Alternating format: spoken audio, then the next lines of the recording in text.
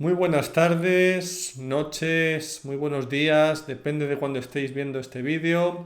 Una semana más grabamos esta catequesis, pequeña reunión familiar, grupo de fe, llamémoslo como queramos. Nos reunimos, lo importante, en el nombre de Jesús.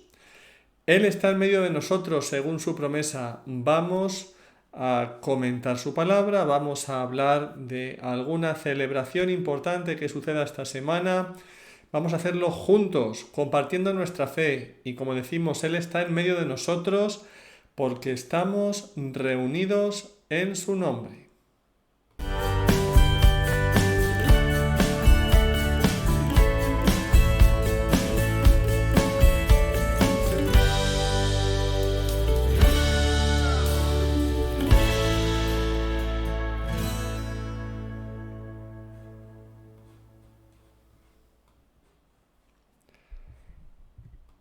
Pues muy bien, vamos a ver un momentito. Vamos a comenzar, como siempre, con una pequeña oración en el nombre del Padre y del Hijo y del Espíritu Santo. Amén. Ven Espíritu Santo, llena los corazones de tus fieles, enciende en ellos el fuego de tu amor. Envía, Señor, tu Espíritu y todo será creado y renovarás la faz de la tierra. Oh Dios, que iluminas los corazones de tus fieles con la luz de tu Espíritu Santo. Haz que sintamos rectamente según ese mismo Espíritu y alcancemos algún día sus celestiales consuelos.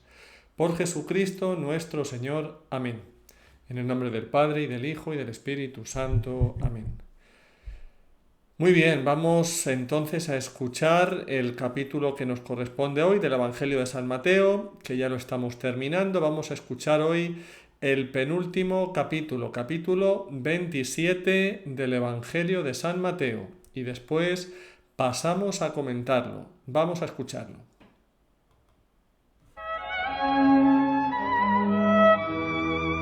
Mateo 27. Jesús conducido ante Pilato. Cuando amaneció, todos los sumos sacerdotes y ancianos del pueblo deliberaron sobre la manera de hacer ejecutar a Jesús. Después de haberlo atado, lo llevaron ante Pilato, el gobernador, y se lo entregaron. La muerte de Judas. Judas, el que lo entregó, viendo que Jesús había sido condenado, lleno de remordimiento, devolvió las 30 monedas de plata a los sumos sacerdotes y a los ancianos, diciendo: «He pecado, entregando sangre inocente». Ellos respondieron: ¿Qué nos importa? Es asunto tuyo. Entonces él, arrojando las monedas en el templo, salió y se ahorcó. Los sumos sacerdotes, juntando el dinero, dijeron: No está permitido ponerlo en el tesoro, porque es precio de sangre. Después de deliberar, compraron con él un campo, llamado del Alfarero, para sepultar a los extranjeros. Por esta razón, se lo llama hasta el día de hoy campo de sangre. Así se cumplió lo anunciado por el profeta Jeremías. Y ellos recogieron las 30 monedas de plata, cantidad en que fue tasado aquel a quien pusieron precio los israelitas. Con el dinero se compró el campo del alfarero, como el Señor me lo había ordenado. Jesús ante Pilato. Jesús compareció ante el gobernador y éste le preguntó: ¿Tú eres el rey de los judíos? Él respondió: Tú lo dices. Al ser acusado por los sumos sacerdotes y los ancianos, no respondió nada. Pilato le dijo: ¿No oyes todo lo que declaran contra ti? Jesús no respondió a ninguna de sus preguntas, y esto dejó muy admirado al gobernador. Jesús y Barrabás. En cada fiesta, el gobernador acostumbraba a poner en libertad a un preso, a elección del pueblo. Había entonces uno famoso, llamado Barrabás. Pilato preguntó al pueblo que estaba reunido: ¿A quién quieren que ponga en libertad? ¿A Barrabás o a Jesús, llamado el Mesías? Él sabía bien que lo habían entregado por envidia. Mientras estaba sentado en el tribunal, su mujer le mandó decir: No te mezcles en el asunto de ese justo, porque hoy, por su causa, tuve un sueño que me hizo sufrir mucho. Mientras tanto, Los sumos sacerdotes y los ancianos convencieron a la multitud que pidiera la libertad de Barrabás y la muerte de Jesús. Tomando de nuevo la palabra, el gobernador les preguntó: ¿A cuál de los dos quieren que pongan libertad? Ellos respondieron: a Barrabás. Pilato continuó: ¿Y qué haré con Jesús llamado el Mesías? Todos respondieron: que sea crucificado. Él insistió: ¿Qué mal ha hecho? Pero ellos gritaban cada vez más fuerte: que sea crucificado. Al ver que no se llegaba a nada, sino que aumentaba el tumulto, Pilato hizo traer agua y se lavó las manos delante de la multitud, diciendo: Yo soy inocente de esta sangre. Es asunto de ustedes. Y todo el pueblo respondió: que su sangre caiga sobre nosotros y sobre nuestros hijos. Entonces Pilato puso en libertad a Barrabás, y a Jesús, después de haberle hecho azotar, lo entregó para que fuera crucificado.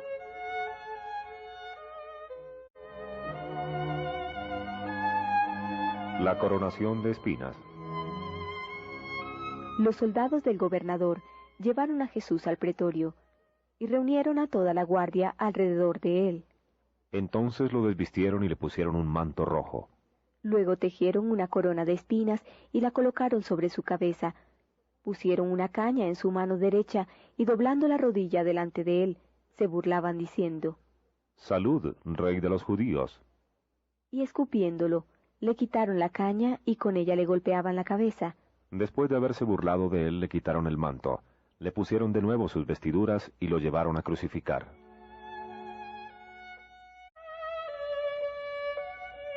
La crucifixión de Jesús.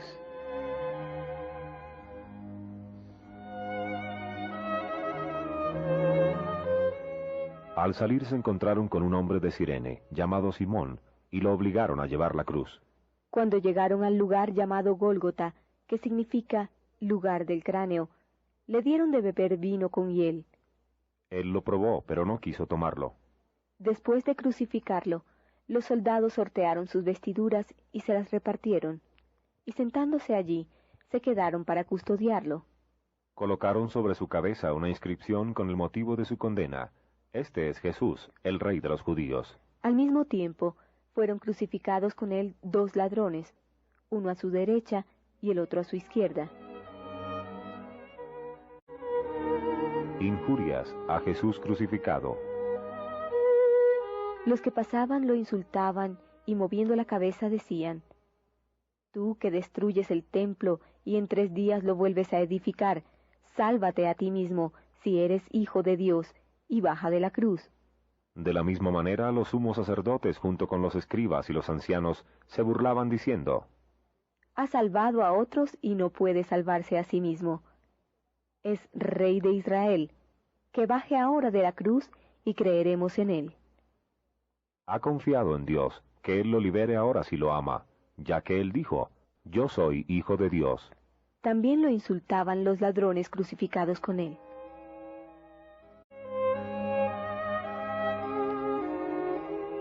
La muerte de Jesús. Desde el mediodía hasta las 3 de la tarde, las tinieblas cubrieron toda la región. Hacia las 3 de la tarde, Jesús exclamó en alta voz: Elí, Elí, lema sabactani. ¿Qué significa? Dios mío, ¿por qué me has abandonado?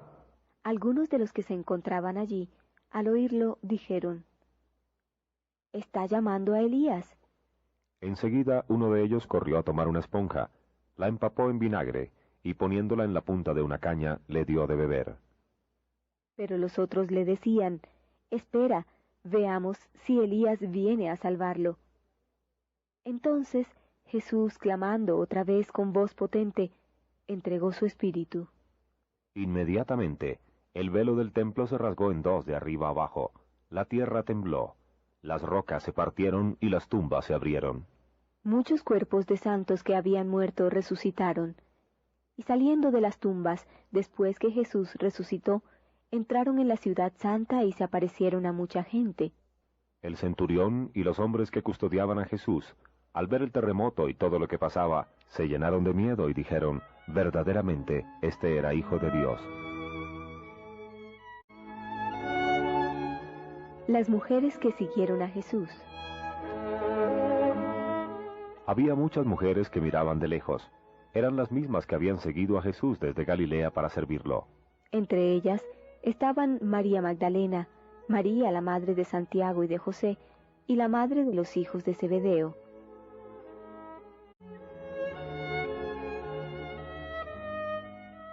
La sepultura de Jesús.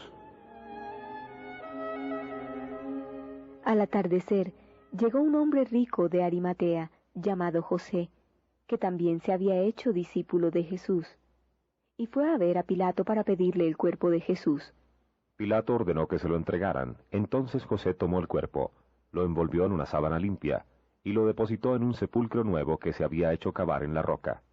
Después hizo rodar una gran piedra a la entrada del sepulcro, y se fue. María Magdalena y la otra María estaban sentadas frente al sepulcro. A la mañana siguiente, es decir, después del día de la preparación, los sumos sacerdotes y los fariseos se reunieron y se presentaron ante Pilato diciéndole: «Señor, nosotros nos hemos acordado de lo que ese impostor cuando aún vivía dijo: a los 3 días resucitaré. Ordena que el sepulcro sea custodiado hasta el tercer día, no sea que sus discípulos roben el cuerpo y luego digan al pueblo: ha resucitado. Este último engaño sería peor que el primero». Pilato les respondió: «Ahí tienen la guardia, vayan y aseguren la vigilancia como lo crean conveniente». Ellos fueron y aseguraron la vigilancia del sepulcro, sellando la piedra y dejando allí la guardia.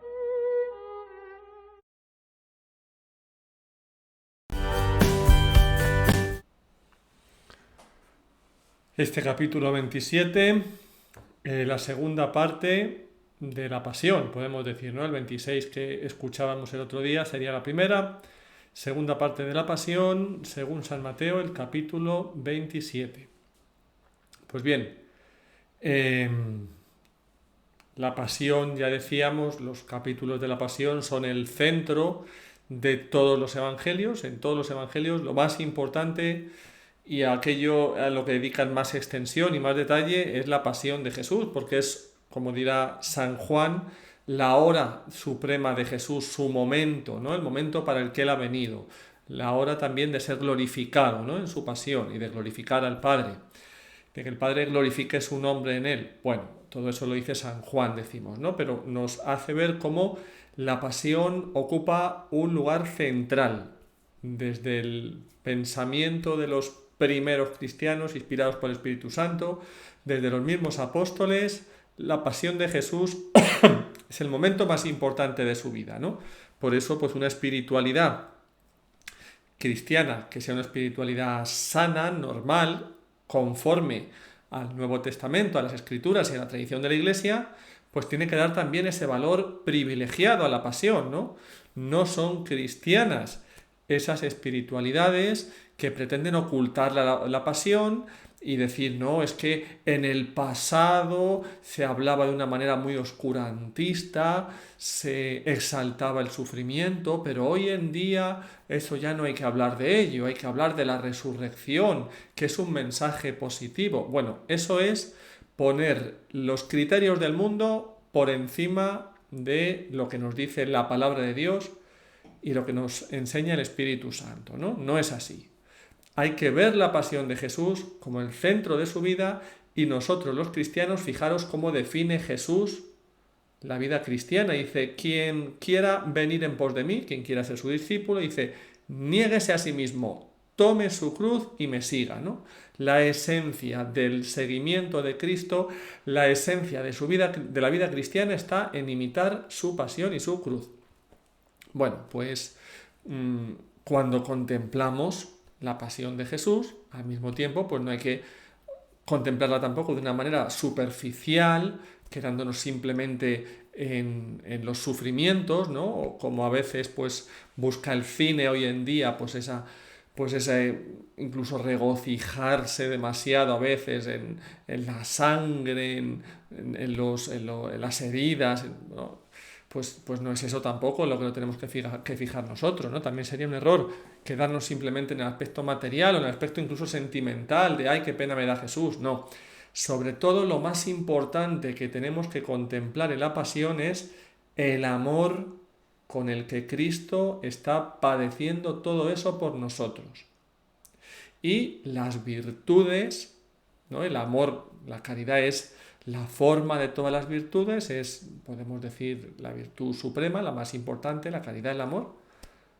Pues las virtudes que ejerce el fruto de ese amor, ¿no? Pues su paciencia, su bondad, su capacidad de perdonar, su fidelidad a lo que el Padre quiere de él para nuestro bien, todo eso, ¿no? Pues este mes de junio, que es el mes del Sagrado Corazón de Jesús, pues cuando contemplamos la pasión de Cristo nos fijamos, decimos de manera muy especial, en ese amor con el que padece todas esas cosas, para imitar nosotros también ese amor, y ese amor pues va a ir unido también necesariamente a imitarle en su pasión, en el olvido de nosotros mismos y el ponernos en las manos del Padre, incluso cuando eso significa pues cosas que no nos gustan, que no nos son agradables y que son cruz, ¿no? Y que son, pues de una u otra manera, suponen un sufrimiento, una negación, ¿no? Lo hacemos sabiendo también que la pasión es el camino necesario para alcanzar lo que luego tiene la última palabra. La última palabra no la tiene la muerte, no la tiene la crucifixión de Jesús, la tiene la vida, la resurrección, ¿no? Pero para poder llegar ahí, que eso es pues ya después de esta vida, pues para poder llegar ahí, durante esta vida hay que recorrer con Jesús el camino de su cruz. Es el camino que él recorrió en este mundo y que le llevó a la gloria eterna. Y ese es el camino que tenemos que recorrer también todos nosotros, ¿no? Cuando uno escucha estas cosas puede decir, ay, pues eso es lo de siempre, yo es que quiero cosas nuevas, ¿no? Pues mira, eso es lo de siempre porque es la verdad, ¿no? Eso es lo de siempre para nosotros que tenemos la suerte de haber escuchado el mensaje de salvación, ¿no? Si dices, oye, mira, pues que eso lo llevo escuchando toda la vida, qué suerte tienes, no sabes lo afortunado que eres, dale muchas gracias a Dios por haber estado escuchando esto toda la vida, porque esa es la verdad y eso es lo que te va a dar la esperanza y la paz y la alegría fundada en esa esperanza durante esta vida y después la eternidad, la felicidad sin límites. No lo tengas en poco porque lo hayas escuchado desde pequeñito, ¿verdad? Al contrario, tienes que darle muchas gracias a Dios porque podemos decir la mayoría de la humanidad, la mayoría de los seres humanos que han venido en este mundo, no han tenido esta suerte de escuchar este mensaje del amor de Dios hasta el extremo por nosotros, hasta darnos a su Hijo para que muera por nosotros en la pasión, en la cruz. Y la llamada a seguir el mismo camino que Jesús nos hace a todos y cada uno de nosotros. Pues bueno, vamos ahora a comentar algunas cosas del texto. Por un lado, bueno, pues empieza aquí Judas, ¿no? No sabemos exactamente cuáles serían, que decir, empieza aquí este capítulo presentando a Judas, ¿no? En el versículo 3 ya, ¿no? Bueno, después de esa pequeña introducción en la que se nos dice que llevaron a Jesús a Pilato. Pues no sabemos exactamente cuáles son las intenciones que movieron a Judas a entregar a Jesús. Podemos conjeturar que tenían que ver con la falta de confianza en él, con la soberbia y el despecho de esa, pues de que Jesús no hacía las cosas a su manera, ¿no? Esa unción en Betania que leíamos hace pocos días, en la que Judas se queja de que le unjan a Jesús, que había que dar eso a los pobres y que él era ladrón y quería quedarse con el dinero y quería además quedar como el que repartía dinero a los pobres. Bueno, vemos así pinceladas, ¿no? Pinceladas.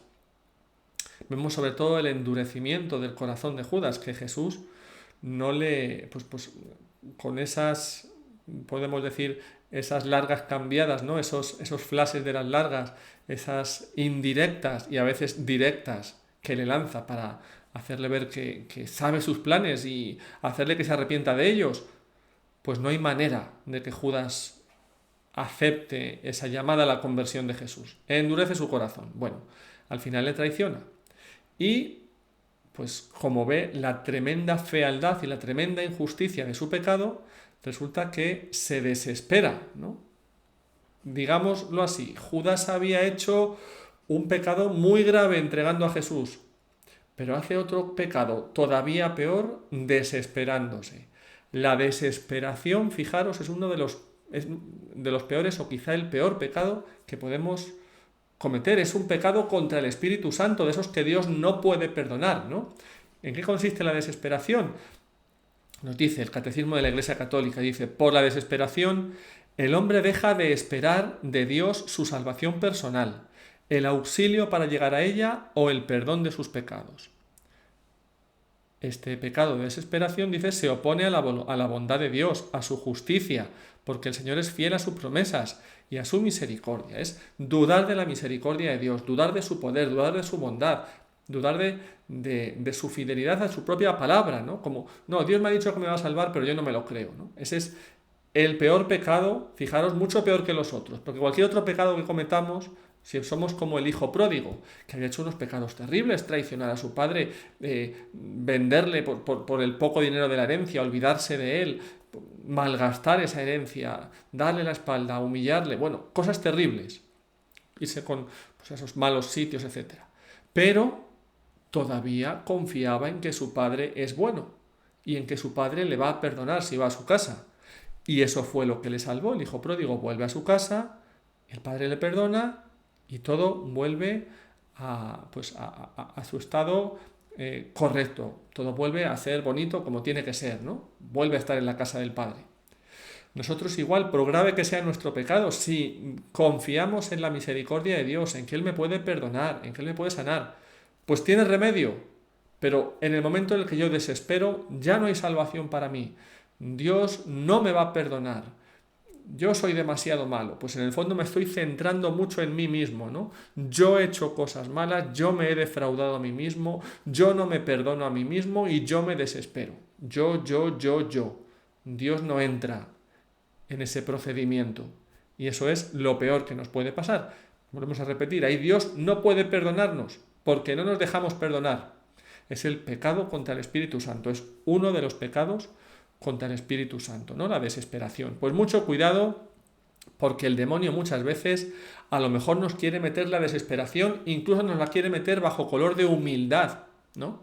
Ay, es que tú sé humilde y reconoce que tu pecado es tan feo y tan grave que no mereces que Dios te perdone. Eso es mentira, no es humildad, es el acto supremo de soberbia, porque es colocarme a mí en el centro y olvidarme de que el centro es Dios y que Él es misericordioso y me ha prometido que me va a perdonar y que me quiere perdonar. Bueno, pues si Él dice que me quiere perdonar, ¿quién soy yo para decir no? Yo te digo a ti lo que tienes que hacer, yo le digo a Dios lo que tiene que hacer y le digo que a mí no me puede perdonar porque yo soy muy malo. Que no, que tienes que ser humilde, tienes que escuchar a Dios y obedecerle. Dios te dice que te va a perdonar y Dios te va a perdonar y tú lo reconoces y se acabó. Y vas a Dios para que te perdone. Pues bien, mucho cuidado decimos con este pecado de la desesperación, porque bajo capa de humildad se nos puede meter ahí y es el peor de todos. Bueno, pues luego decíamos, se nos ha dicho que Jesús se presenta ante Pilato, pues de nuevo sigue esa actitud majestuosa de Jesús, sigue ese silencio, que es un silencio muy elocuente, muchas veces el silencio de Dios ante nuestros pecados, ¿no? Estamos nosotros haciendo barbaridades, ¿y por qué Dios no hace nada? Pues que ese silencio de Dios dice mucho, ¿no? Es un silencio que dice, mirad, es que eso que está sucediendo aquí, es que no hay nada que decir, es que es evidente que es una injusticia, que es una barbaridad, es que no hay nada que decir, ¿no? Vosotros libremente estáis eligiendo hacer ese mal, pues bueno, sois vosotros los que lo elegís, ¿no? Pero está claro que es un mal, ¿no? Es evidente, no hay nada que decir. Bueno, pues Pilato se sorprende, ¿no? De ese silencio, nos dice aquí. Y además, con ese silencio, pues cumple las profecías del siervo sufriente, ¿no? Profetizado por Isaías. Recordamos cómo San Mateo constantemente se preocupa de hacernos ver cómo en Jesús, y en este caso en su pasión, se cumplen las profecías del Antiguo Testamento, ¿no? Nos decía Isaías, decimos en esos cantos del siervo del Señor, concretamente pues en este caso Isaías capítulo 53, versículo 7, dice, fue maltratado y él no abrió su boca. Como cordero llevado al matadero y como oveja muda ante los trasquiladores, tampoco abrió la boca. Bueno, pues al final, eligen a Barrabás, ¿no? Otra injusticia tremenda. Y Pilato pues hace ese gesto famoso, ¿verdad?, por el que ha pasado en la iconografía cristiana, de lavarse las manos, un gesto muy gráfico para hacer ver, o para, sí, para querer hacer ver que en él no hay culpa, que la culpa recae sobre los judíos. En realidad no es así. En realidad él tenía ahí la responsabilidad de decidir lo que pasaba con Jesús. O sea, él tenía también culpa en lo que estaba sucediendo. Pero, dada la gran presión con que le estaban pues, queriendo coaccionar los judíos, los jefes religiosos, amenazando rebelión, amenazando de que no iba a ser amigo del César si lo soltaba, etcétera, pues bueno, pues al final cede ante esa presión, ¿no? Y bueno, pues sucede así porque Dios le había puesto a él para tomar esa decisión, como le dice Jesús también en el Evangelio de San Juan, ¿no? No tendrías ese poder sobre mí si no te hubieras dado de lo alto. Dice, pero el que te entregó a mí tiene más culpa que tú, le dice también, ¿no? Bueno, pues Pilato tenía culpa, o sea, no es que solo tuvieran culpa los jefes judíos, ¿no? Pilato también tenía culpa, pero los jefes judíos más, porque ellos eran los que estaban buscando activamente la muerte de Jesús, ¿no? Y bueno, pues hasta tal punto llegan a decir esa frase cuando dice Pilato, soy inocente de esta sangre, allá vosotros. Le contestan esa frase, ¿no? Tremenda, caiga su sangre sobre nosotros y sobre nuestros hijos. Bueno, esto debe verse como un acto supremo de rechazo de Jesús, ¿no? Están rechazando a Jesús como Mesías. No hay que verlo, podemos decir, como algo que de hecho tenga eficacia, ¿no? De hecho, pues ya había profetizado, ¿verdad?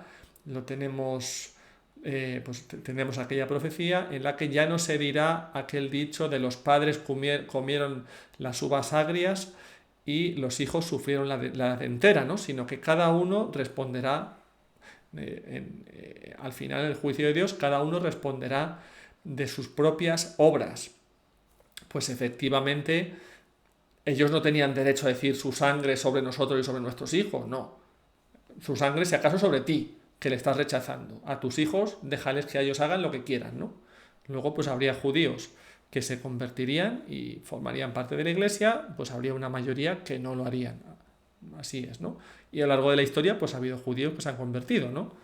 Y de hecho, pues el Concilio Vaticano II quiso salir al paso de una interpretación equivocada que atribuiría a todo el pueblo de Israel indistintamente esa condición de malditos, ¿no? Y entonces pues dice, no es así, y entonces el Concilio Vaticano II dice en la declaración Nostra Aetate, ¿no? Esa declaración en la que habla de las relaciones con otras confesiones distintas, ¿no? De la católica. Dice lo que y con las religiones no cristianas, vamos. Dice, lo que se perpetró en su pasión no puede ser imputado indistintamente a todos los judíos que vivían entonces ni a los judíos de hoy. No se ha de señalar a los judíos como reprobados por Dios y malditos, como si tal cosa se dedujera de la Sagrada Escritura, ¿no? O sea, esas personas estaban diciendo, su sangre sobre nosotros, asumimos la responsabilidad, sí, estamos seguros de lo que hacemos, vale, pues eso es una cosa que la haces tú y la eliges tú. Y luego, pues, el resto de las personas, cada cual tendrá que elegir aceptar a Jesús o rechazarlo. Cada uno es responsable de sus propias acciones. Pues bueno, vemos aquí después, pues bueno, todos esos, nos habla de todas, a continuación, de todas esas burlas, esos sufrimientos que pasa Jesús, ¿no? Pues todos esos sufrimientos que sabemos tienen un valor redentor, ¿no? Y leemos de una antigua homilía, pues una antigua homilía, no sabemos exactamente de quién, pero que se nos ha transmitido y la leemos de hecho en la liturgia de la Iglesia, en el oficio del Sábado Santo, y dice, contempla los salivazos de mi cara, que he soportado para devolverte tu primer aliento de vida. Contempla los golpes de mis mejillas, que he soportado para reformar, de acuerdo con mi imagen, tu imagen deformada. Pues ahí tenemos, ¿verdad? El significado de estas cosas que le pasaban a Jesús. Ay, perdonad un segundito, aquí lo tenemos, muy bien. Ahí está. Disculpad que se me ha ido aquí el texto. Muy bien. Pues en el momento de la crucifixión, como decíamos, pues San Mateo se sigue preocupando de mostrarnos cómo se cumplen las profecías de Jesús, ¿no? En el Antiguo Testamento en Jesús, ¿no? Tú que destruyes el templo y lo reconstruyes en 3 días, sálvate a ti mismo, dices, si eres hijo de Dios, baja de la cruz, ¿no? A otro ha salvado y él no se puede salvar. Confió en Dios, que lo libre si es que lo ama, pues dijo, soy hijo de Dios, ¿no? Todas estas frases recuerdan, y por eso las reproduce aquí San Mateo, de manera casi literal, lo que estaba escrito en el libro de la sabiduría. En el libro de la sabiduría, capítulo 2, pues aparece ese discurso de los impíos, los malvados, que tienen envidia del justo porque con su conducta pone de manifiesto sus malas acciones.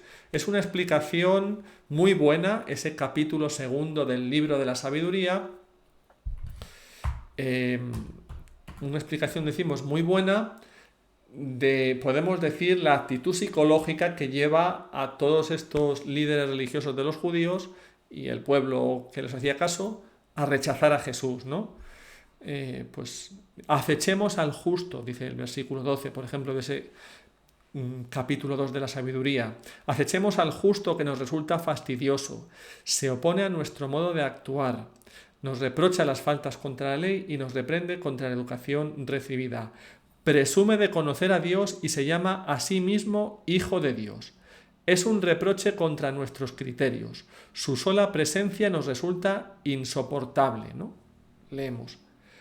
Y luego, fijaros, en el versículo 18 tenemos esas palabras que son casi idénticas a las que nos reproduce San Mateo, que dice, si el justo es hijo de Dios, él lo auxiliará y lo librará de las manos de sus enemigos. Lo someteremos a ultrajes y torturas para conocer su temple y comprobar su resistencia.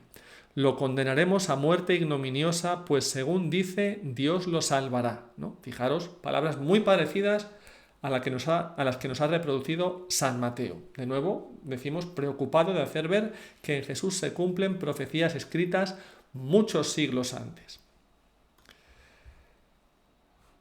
Pues bueno, al final, pues aquí tenemos, al final pues nos narra la muerte de Jesús con toda esa serie de acontecimientos sorprendentes que suceden alrededor.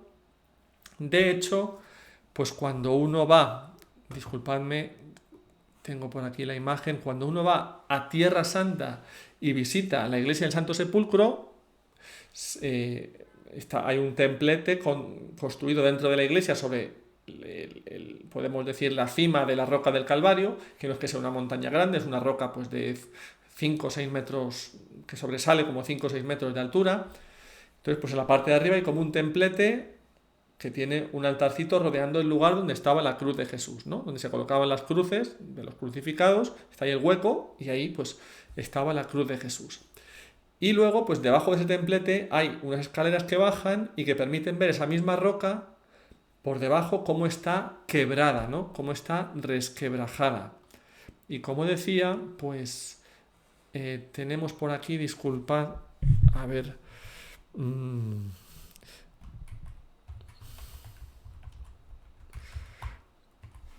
Disculpad un segundito. La tengo por aquí. Bueno, aquí la tenemos, ¿verdad? Muy bien. Perdonad un momentito. A ver, perdonad un momentito, que la tenía aquí, pero se me ha extraviado. Aquí está. Muy bien. Aquí la tenemos.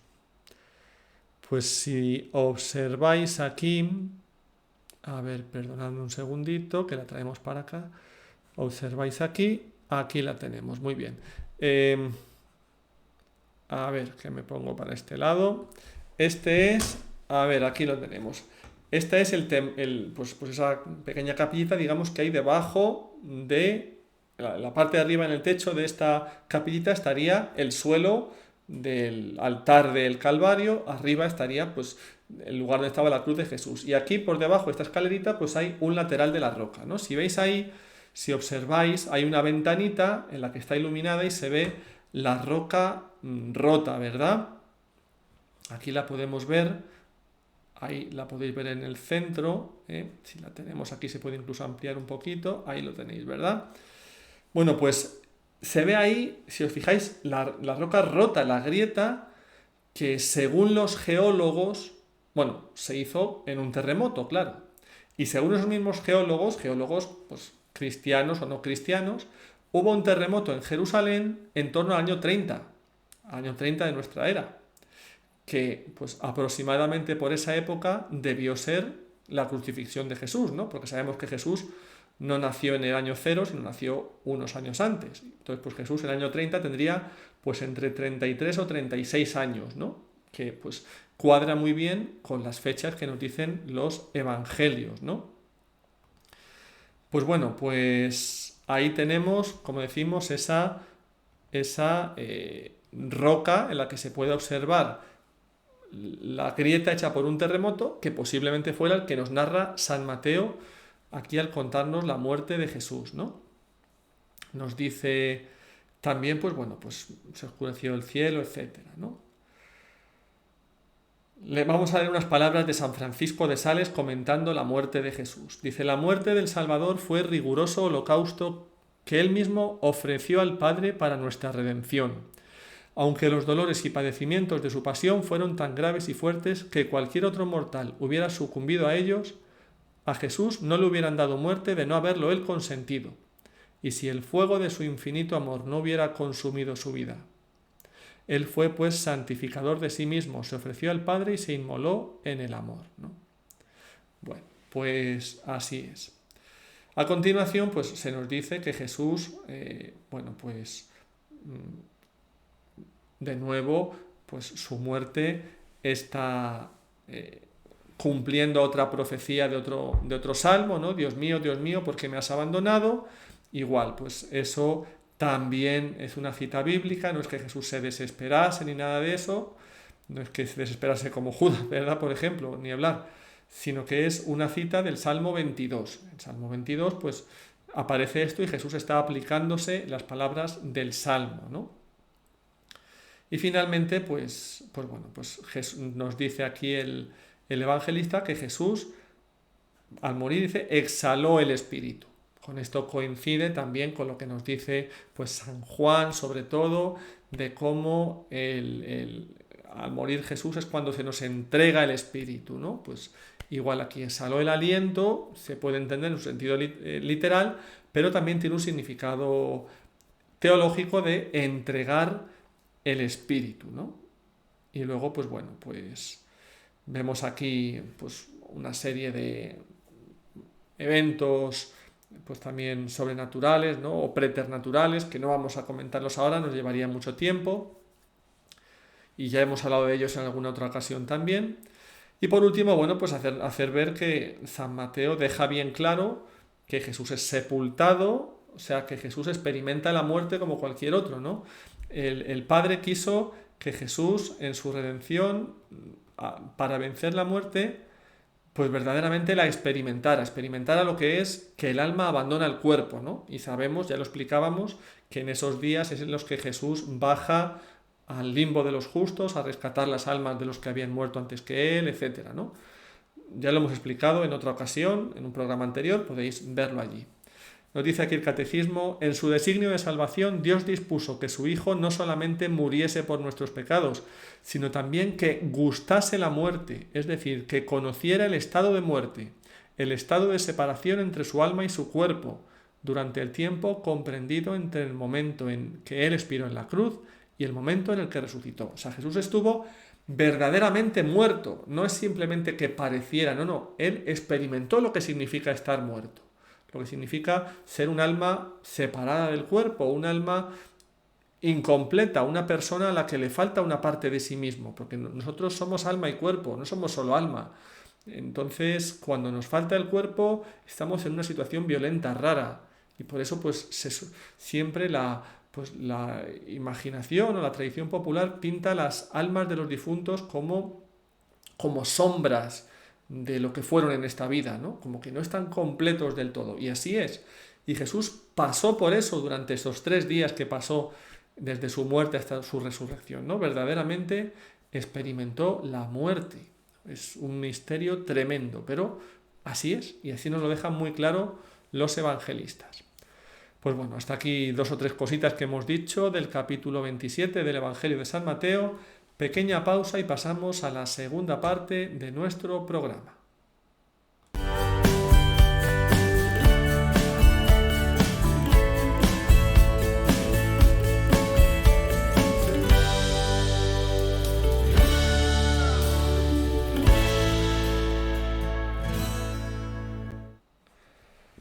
Pues muy bien, perdonad. Se ha salido aquí. Nos hemos equivocado de... A ver, un pequeño error técnico. Ahora mismo lo arreglamos. Ya está, ¿de acuerdo? Aquí, perdonad. Aquí lo tenemos. La celebración que tenía lugar ayer, Santa María, Madre de la Iglesia. Es una celebración instituida recientemente por el Papa Francisco en 2018, ¿verdad? En febrero de 2018 instituyó esta fiesta y dijo que se celebrara todos los años el lunes siguiente a Pentecostés. Este año pues ha caído, Pentecostés fue el domingo 5 de junio, el lunes 6, Santa María, Madre de la Iglesia. Cada año cambia la fecha porque siempre coincidirá con el lunes que va después del domingo de Pentecostés. La institución, decimos, es del 2018, es una fiesta muy reciente, pero la idea, ¿no? Pues el concepto de María como Madre de la Iglesia evidentemente está en la piedad cristiana desde el comienzo, desde los mismos tiempos apostólicos, desde que San Juan nos cuenta en su Evangelio cómo el discípulo amado recibió de Jesús al pie de la cruz a su madre como madre propia, la acogió como cosa propia y la llevó consigo, ¿no? Y como la Virgen María también ejerce ese papel de madre con la Iglesia naciente, nos dice, rezando con ellos en el cenáculo para recibir el Espíritu Santo en Pentecostés. Bueno, está desde el principio. Pablo VI quiso declararlo, que María es Madre de la Iglesia, quiso declararlo de manera solemne en el Concilio Vaticano II. De hecho, pues lo hizo de manera más solemne con una alocución especial que hizo en la clausura de la tercera sesión del concilio. Fijaros que ayer el concilio, pues el Concilio Vaticano II, que había tantas voces, que estaban en los medios de comunicación allí diciendo lo que había que decir, lo que no, que todo el mundo opinaba, bueno, pues mucha gente pensaba, no, pero no vamos a insistir mucho en hacer declaraciones acerca de la Virgen María, porque eso puede ser motivo de fricciones con los hermanos separados, con los protestantes, ¿no? Entonces, pues como en este concilio queremos avanzar en el ecumenismo, queremos avanzar en la unión con los protestantes, pues no vamos a decir cosas, podemos decir, demasiado llamativas acerca de la Virgen María, no vamos a hacer pues declaraciones mariológicas muy importantes. Bueno, pues Pablo VI como Papa, esto fue una decisión personal suya, ¿no? E incluso mucha gente le criticó por ello, pero bueno, pues él dijo, yo esto lo veo importante, y él personalmente dijo que se declarara a la Virgen María como Madre de la Iglesia, ¿no? Una cosa que él mismo en esa declaración pues dice que no es un título nuevo para la piedad de los cristianos, sino que los fieles y la Iglesia acostumbran a dirigirse a María con ese título de madre, dicen, con preferencia, dice Pablo VI, sobre cualquier otro. Es el título que más aplicamos a la Virgen, el de madre, ¿no? Eso es evidente, ¿no? Y es la esencia, dice, la esencia genuina de la devoción a María, ¿no? Pues solemnemente dijo Pablo VI, proclamamos a María Santísima, Madre de la Iglesia, es decir, Madre de todo el pueblo de Dios, tanto de los fieles como de los pastores que la llaman Madre amorosa, y queremos que de ahora en adelante sea honrada e invocada por todo el pueblo cristiano con este gratísimo título, ¿no? Fijaros, queremos que de ahora en adelante sea honrada e invocada por todo el pueblo cristiano con este gratísimo título. Esto lo dijo, decimos, en la clausura de la tercera sesión del Concilio Vaticano II, que eso tuvo lugar en 1964, el 21 de noviembre de 1964. Bueno, San Pablo VI, el Papa, diciendo que quiere que de ahora en adelante sea la Virgen honrada e invocada con ese título de Madre de la Iglesia, ¿no? Pronto se incorporó ese título a las letanías de Loreto, las letanías que se rezan al final del Santo Rosario, Madre de la Iglesia, ahí lo tenemos. Pero bueno, pues el Papa Francisco dijo, oye, pues vamos a poner en práctica esto que dijo el Papa Pablo VI en el concilio, vamos a ponerlo en práctica, vamos a poner un día en el que se celebre litúrgicamente una memoria María, Madre de la Iglesia, que se celebre este título de la Virgen. Y dijo, pues el lunes después de Pentecostés, ¿no? Y pues desde hace, pues eso, 4 años, este es el 4.º año que venimos celebrando esta memoria, ¿no? Pues bien, celebrando, como decimos, a María, Madre nuestra, por un lado llena de beneficios especiales, de prerrogativas, decimos que le concedió Dios privilegios, ¿no? Pues exenta del pecado original, llena de gracia, pero al mismo tiempo también hija de Adán, también débil como nosotros, aunque no pecó nunca, pero experimentó también nuestra debilidad, experimentó pues todo lo que experimentamos nosotros, porque ella era pues un ser humano, una descendiente de Adán igual que nosotros, y sufría en su corazón igual que nosotros, incluso más, el hecho de tener pues esa sensibilidad especial por un corazón tan limpio, tan puro, pues le hacía muchas veces que se diera cuenta de cosas que a lo mejor otros no nos damos cuenta, y eso pues también era para ella causa a lo mejor de sufrimiento, de dolor muchas veces, ¿no? Esa sensibilidad especial que tenía ella. Y bueno, pues ella no estuvo exenta de pasar por todo lo que nosotros pasamos, los trabajos, la incertidumbre, el no comprender muchas veces, el equivocarse, unas cosas que no pecara y otras cosas que no se equivocara. Claro que se equivocó muchas veces, pues no entendía las cosas, ¿no? Pues va allí al templo a buscar a Jesús y no sabe dónde está y le dice, ¿qué ha pasado, hijo mío? ¿Por qué no haces esto? O sea, pues muchas cosas que le superaban, ¿no? Pues como nos superan a nosotros muchas veces las cosas de Dios y no las entendemos, pero ella nos da ejemplo de fe y de amor a Dios, porque aunque no entendía, pues seguía confiando y seguía adelante, ¿no? Y a eso estamos llamados nosotros, ¿no? Ella también modelo de discípula de su hijo, cómo creía en Jesús, aunque no siempre le entendía, pero confiaba en él, sin fisuras, ¿no? Sin dudas, pues nosotros, o sea, sin duda sin dejar de confiar, quiero decir, ¿no?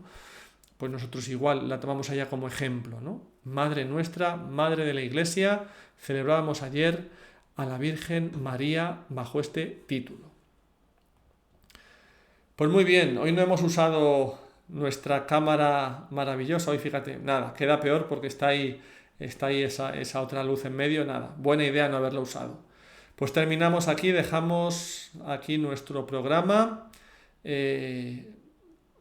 Os emplazamos con el favor de Dios a la semana que viene. Por favor, dejad en vuestros comentarios sugerencias, preguntas. Os recuerdo que sigue abierto también este correo electrónico por si queréis enviar, como hacíais antes, pues los poemas, cartas que queráis que se lean, lo que sea, ¿no? Pues aunque no sea en directo el programa, lo vamos a hacer igual. Aquí lo tenemos, ¿no? Este correo a vuestra disposición. Y pues como digo, en los comentarios, ¿conocíais, ¿no? ¿Conocíais esta festividad de Santa María, Madre de la Iglesia? A lo mejor la escuchasteis en vuestra parroquia, pero no sabíais muy bien cuál era su origen. ¿Alguna duda, algún comentario acerca de lo que hemos dicho sobre el Evangelio de San Mateo? Pues todo eso lo queremos ver aquí abajo, ¿verdad? Que sea esta una manera de comunicarnos también, de hacer comunidad, de hablar los unos con los otros por medio de los comentarios. Y nos despedimos ya, como decimos, hasta la semana que viene, si Dios quiere, con la bendición. El Señor esté con vosotros. Y la bendición de Dios Todopoderoso, Padre, Hijo y Espíritu Santo, descienda sobre vosotros. Pues hasta el martes que viene, si Dios quiere. Si quieres ayudarnos, suscríbete, dale a me gusta y comparte el vídeo en tus redes sociales.